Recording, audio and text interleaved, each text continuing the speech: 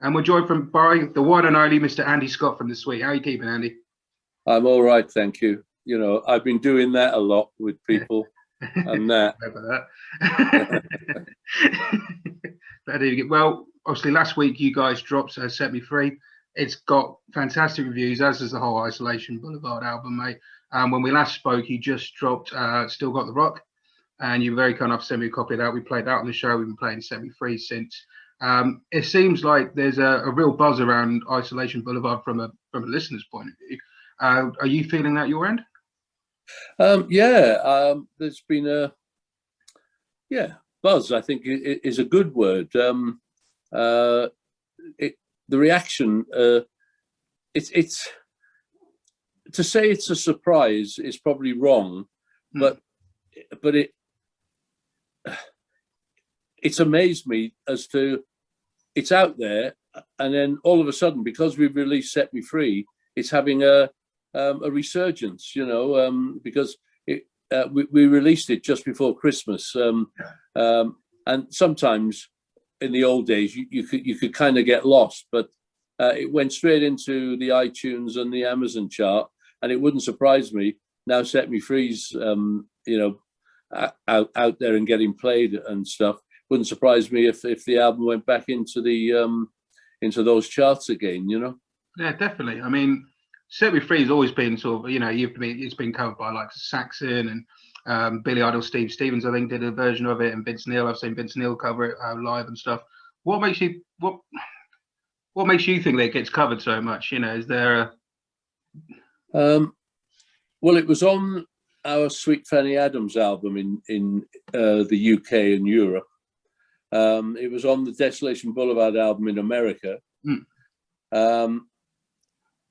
It was one of those songs when we put it on Sweet Fanny Adams that the band really felt that could have been a single, but I think it was deemed by the powers that be to be just a little bit, a little bit off the cuff. Yeah, not what was needed, and I think a Teenage Rampage was released. There's no single on that Sweet Fanny Adams album. It's just album tracks. Oh, right. But there were the 3 or 4 tracks that could have easily been picked as singles. I mean, we could have released songs like No You Don't or AC/DC. I think AC/DC was probably at the time deemed a little bit risky. Yeah. I don't know how it would sit with the LBGT mob these days, but it's a song. Yeah. It wasn't meant to be derogatory in either way. No, otherwise nobody would be going to see AC/DC the band, would they? Very true. Very true. So obviously, what surprised me most, I mean, I listened to Isolation Boulevard, like giving that a good few spins since you sent me Free and then Isolation Boulevard come out. But what surprised me most was obviously this is an album that has been recorded in lockdown, hence Isolation Boulevard. But yeah, it's got a real live feel to it. So hats off to whoever produced and mixed that, because to get that vibe, that was obviously Sweet are known for being, that powerful live band. And to get that vibe off that record in, what it was obviously been recorded in isolation, it was pretty remarkable, mate. Right. Well, I'm the producer. Oh, well done. And the majority of it was stitched together in my studio. Oh, nice. But I've got there's a band called the Novateens that I produce. I'm the producer of the Novateens, and the guitar player from the Novateens is also a great engineer and is going to be a producer for the future. He did the engineering on it, because you really don't want these fingers messing with, a mouse or because I've had I'm in the habit of doing something where we've just had a brilliant take, and then what we've just done disappears into the ether in the computer somewhere, and the only way you can find it is to look at the date and the time. So I don't get involved with any of that anymore. I'm the more of an executive producer who uses his ears and his experience to kind of put it all together. Plus, it's my band. I know what it should sound like. So once we knew the songs that we were going to be doing, the project came together extremely quickly. We were locked down up until something like July, and then lockdown started again in November. So there was this little period in September, October, where we were at least able to, two of us, to mix with each other, rather than, we couldn't get the whole band in, otherwise we might have tried some new material, but we wanted to get something out. And the engineer saw me looking at Desolation Boulevard, the CD, and he said to me, "What are you going to call it?" And off the top of my head, it was, I hadn't even thought about it. I just said, "What about Isolation Boulevard?" Yeah. And there was another guy in the room, and he laughed. And I said, "Well, you know, we're in isolation. That'll do for now." Yeah. And of course, once you've lived with it for a month or so, everybody's going, "What a great title, you know, for the album." So it's good. It's a great title. Marks this period of time. Plus, we found somebody art-wise, a guy who's done quite a few front covers for bands, and we said to him, "It's like Sunset Boulevard in America. The original band album had our heads, and he came up with that new design of putting us in these little kind of chutes, yeah, but have the California highway behind us, right, you the know, album. sort of, yeah. So it's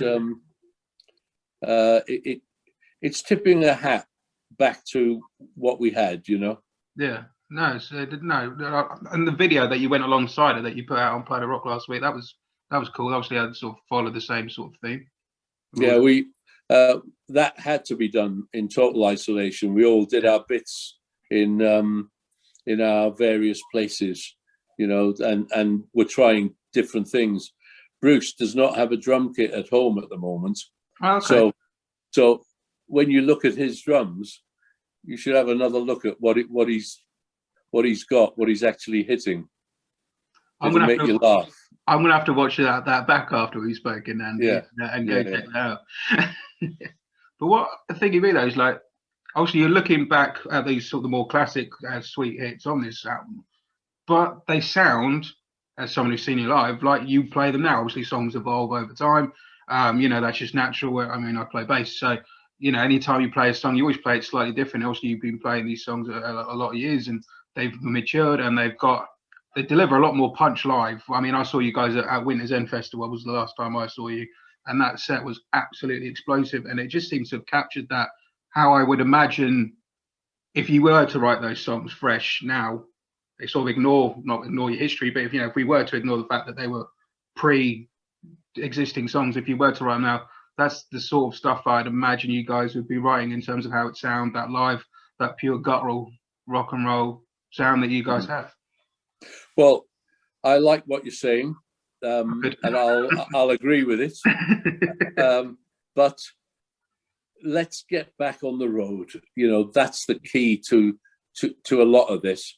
I also think that if enough people get to hear this album, it will set the scene for when we come back out on the road later this year. It'll just be phenomenal. It'll just be fantastic.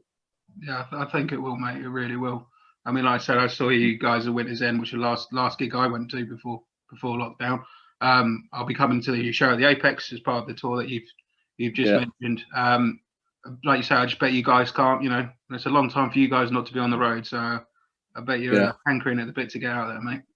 The weird thing is, our crew are going to love this because our base for the equipment is in Sudbury. In Stratford. Yeah. So they won't have they're all going to be going. We usually end up finishing in somewhere like Exeter or Newcastle or Glasgow. You know, I think on one of the last tours,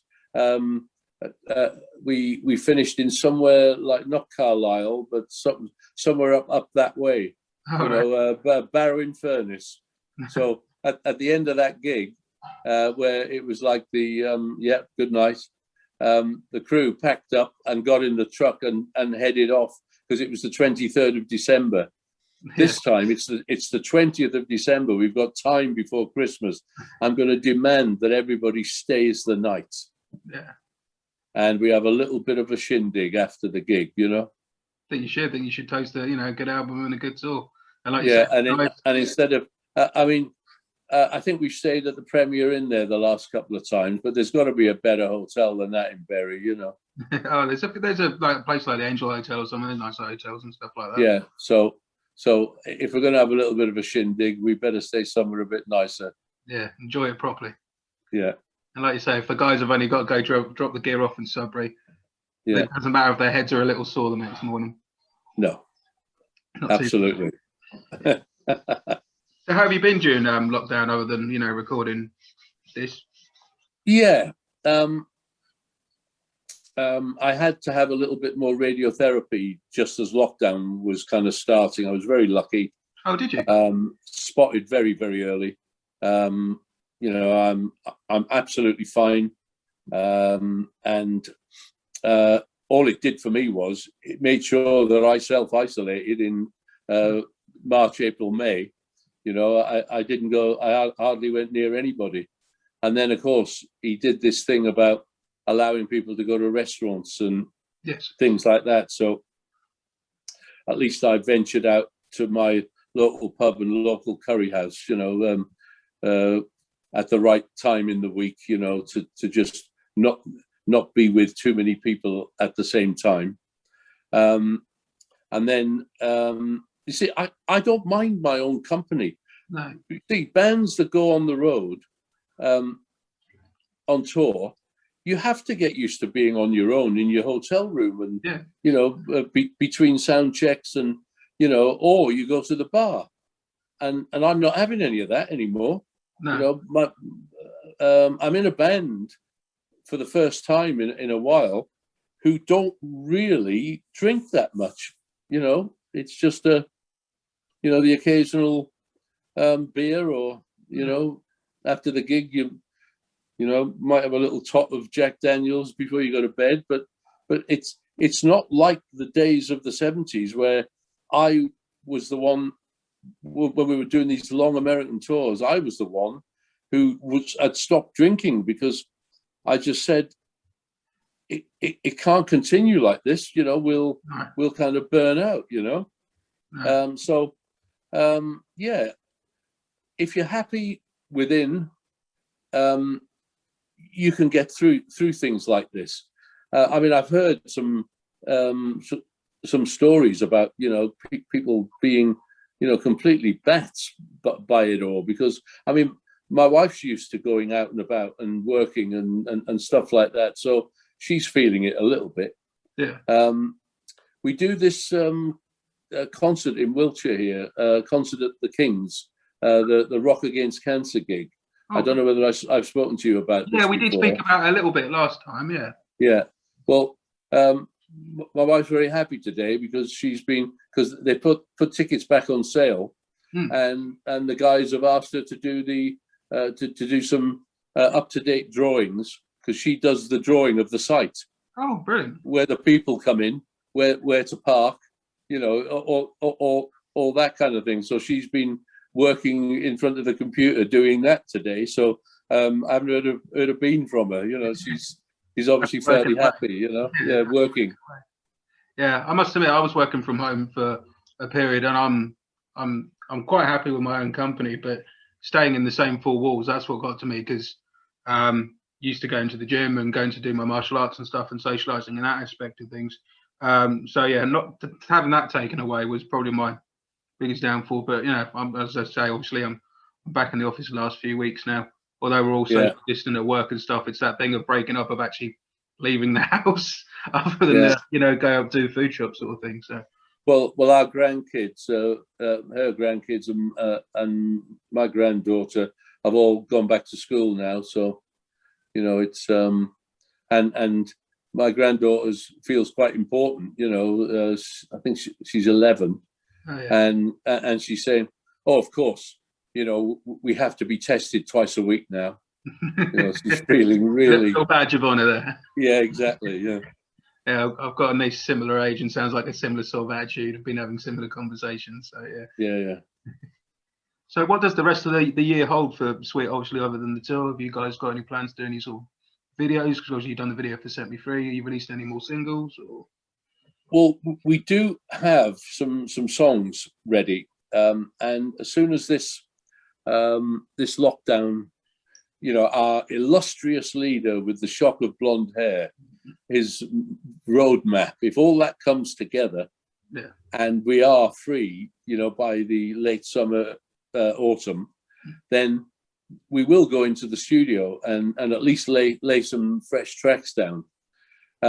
One of the tracks is fantastic. In fact, two of the tracks I would say are pretty special. So one of those could be the next single. Oh wow! Before the album is completed. I mean, while we've got the bit between our teeth, there's no point in backing off, is there? No, definitely not. Yeah. Plus, also, I will have to say, I think the vaccine, when it opens up again, is definitely the key. And I do like what the science guys have been saying, that once we've all had that second vaccine, the protection, at least against it causing more deaths, is reduced. So it's the best you can do. If you haven't had a vaccine because you're part of the younger thing, but you're being tested regularly because you want to go to the cinema and you want to go to gigs and you want to go and do this and do that, fly to Greece for a few, a week, then you're welcome into the gig. But if you're being a bit liberalist and it's infringing on my civil rights, I have to say, I don't want to be responsible for even one person getting ill from coming to a Sweet gig. No. So the only way we're going to get through this is, and it might reduce the numbers by a few people who say, well, if I can't go with that without being tested, then I'm not going to go. Mm. We've just been through one of the worst pandemics that's taken almost 2 years out of our lives. Yeah. And if we can't come to heal and come together to sort this out once and for all, and do the right thing, I don't want people feeling uncomfortable. Do we know if anybody hasn't been vaccinated in here or hasn't had a test? You can't go through that. It's got to be at the door when you come in, and you have to agree when you buy the ticket, click, yes, I have been vaccinated, or I will have had a test, within 2 or 3 days of the gig. And you will have paperwork. You will have on your phone. You might have something embedded in there. Yeah, he's been vaccinated. And I think eventually, like a flu jab, there will be something for everybody every year now to, because it's of the same group, but it's of the same sort of virus group, isn't it? So I think that once you've got it all in place, they'll either work it out that you need 2 jabs, or they might even be able to incorporate it all into one. Yeah, they might do. I mean, I'm with you. I mean, my mum caught it first time round, sort of March. Oh God. Yeah, and my mum had a stroke when I was sort of 16, 17. So her health, she's not unwell lady, but she's not in perfect health as much as she would hate me telling people this. But it was a scary couple of weeks where she was going to. She came through it then, obviously. Yeah, she came through it, thankfully. It was a scary couple of weeks because she's not on her own. She's got her other half now. But I lost my dad a few years ago to cancer. 10 years ago now. So me and my sister were kind of calling each other up, going, "Are you dropping dinner in the porch and running away, or am I?" And that's about all we could do. And we felt hopeless. All we could do was really sort of get shopping and chuck it in our. How old is she? My mum should be 56. Oh, right. Well, and obviously no underlying respiratory problem. No. But a stroke changes things, doesn't it? Sometimes. It does. Yeah. But, thankfully she got through it and she's doing okay now. But the fact that people are, I mean, from seeing it firsthand, I mean, although I wasn't, it was with me who was ill, but seeing it firsthand, I can't understand anyone who would want to risk that happening Yeah. to anyone. Like you No. say, I could, like, I briefly mentioned it to you when we spoke last time. You may remember, you may not, but I host a gig at the Apex for the St. Nicholas Hospice in memory of my dad. Ah, right. Yes, I do now. Yeah.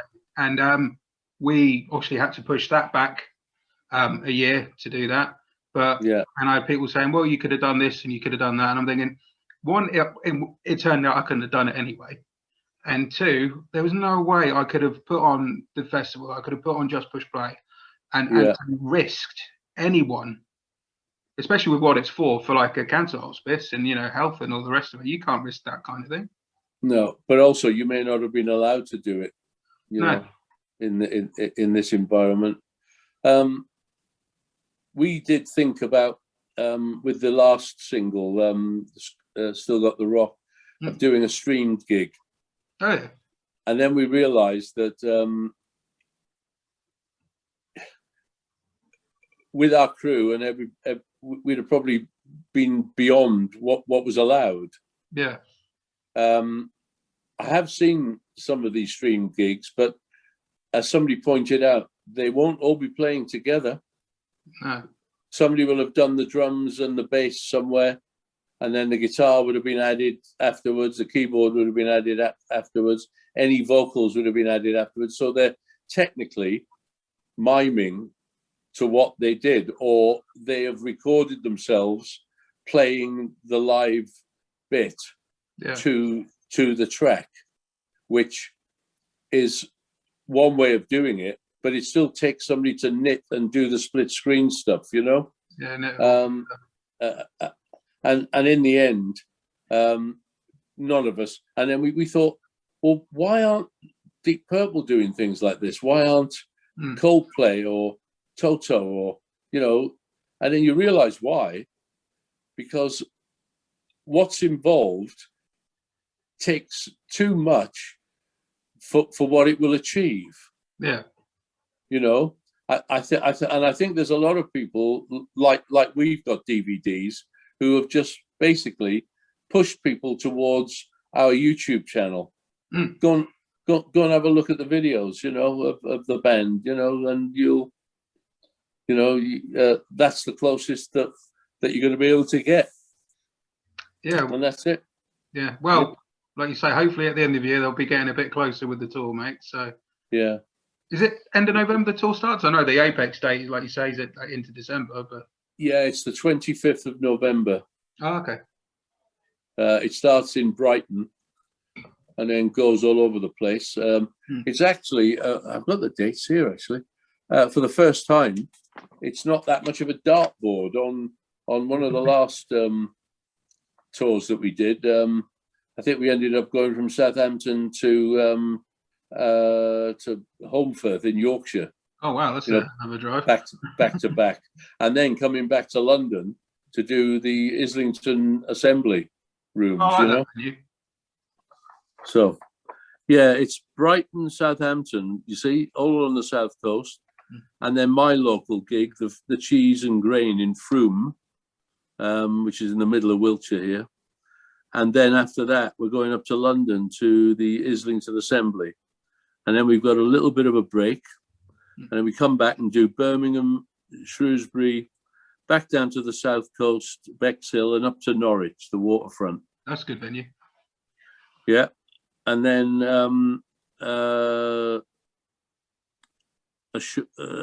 small break. And up to Newcastle, Glasgow, Edinburgh, and then Holmfirth.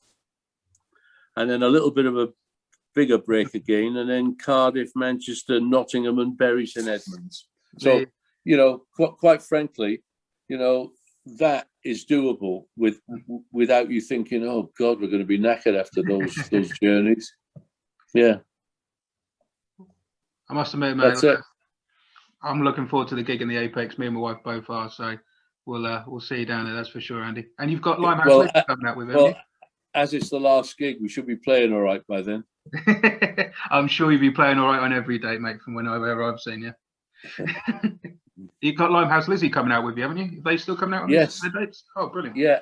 I think I saw, if it's the same people that have been in the band all along, I saw them rather a long time ago, and they were fantastic. If it's the same singer, he sounds like what's his name, Phil Lynott. You know, he's bang. I mean, I saw them. First time I saw them was about 15 years ago, and I believe I think mine's longer. Yeah, I believe it's still the same guy fronting it. I think they might have had a different guitarist recently, or it's only a year or so. I seem to remember seeing something about that online. But yeah, I believe it's still the same guy. You know, holding the front as Phil Lynott, and he's just got an incredible voice on him. So that's going to be a good night for sure. Definitely. Yeah. Just need to make sure that the stages, because there were a couple of venues. The Novatines came on tour with us last year, and there were a couple of the venues that we just couldn't get a support band on the stage. Oh, really? Well, once we're set, we can't move anything. No, of course. You know, we can put covers over things, and on a lot of the stages, the Novatines drum kit wasn't central; it had to go one side or the other. You know, okay. but that's the way it is. You know, when you're doing a support, and the last thing I want to do is I don't want to have a band not be able to perform properly because they feel a bit uncomfortable. They just haven't, got the space to do it. We don't mind moving things backwards, amps and stuff. But once the drums are set at the back of the stage, that sets the level of where we go. You know. Yeah, of course. Yeah, essentially, like you say, that's your guiding post, as it were, isn't it? So. Yeah. All right. Yeah, right. Well, at the beginning of the interview, we're going to play "Set Me Free." But what song off the album do you want us to play at the end, mate? I think maybe "Love Is Like Oxygen." Oh, I'm happy with that. I'll go with that. Andy, been an absolute pleasure, mate. Thanks for your time. Yeah. Thanks. Cheers, buddy. Take care, man. Yeah. Cheers, mate. Cheers, buddy.